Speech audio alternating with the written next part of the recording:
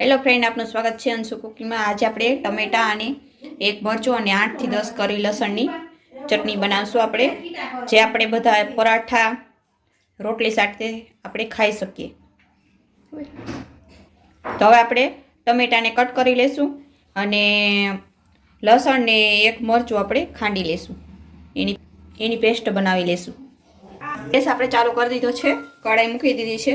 તો હવે આપણે ચટણીનો વઘાર કરશું। એના માટે આપણે 2 પાવરા તેલ નાખશું। એકદમ આછી રાખવાની છે, એટલા માટે આપણે 2 પાવરા તેલ નાખશું।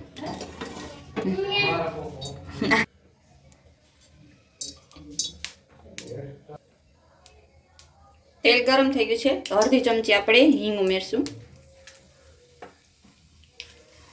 આદુ લસણની પેસ્ટ।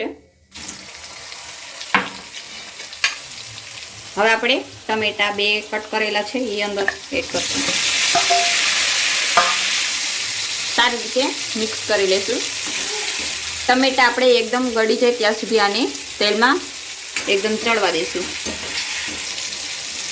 1 ચમચી આપણે મીઠું ઉમેરશું।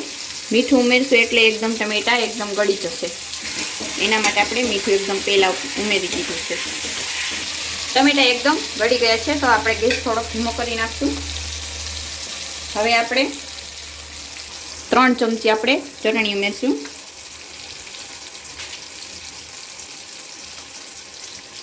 1 ચમચી આપણે ધાણા જીરું પાવડર એડ કરશું। અડધી ચમચી આપણે હળદર મિક્સ કરશું। મીઠું આપણે પહેલાં જ ઉમેરી દીધું છે, હવે સારી રીતે આપણે મિક્સ કરી દઈશું। ચટણી ઉપર એકદમ તેલ આવી ગયું છે તો આપણી ચટણી બનીને એકદમ તૈયાર છે। તો હવે આપણે ઉપરથી થોડા ધાણા એડ કરી દઈશું। ગેસને આપણે બંધ કરી દઈશું। હવે આની ઉપર આપણે ધાણા એડ કરશું।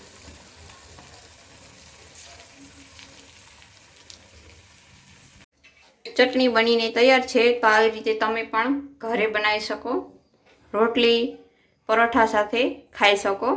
આવી જ અવનવી રેસીપી માટે અમારી ચેનલ અંશુ કુકિંગને લાઈક, શેર, સબસ્ક્રાઈબ કરજો। ધન્યવાદ।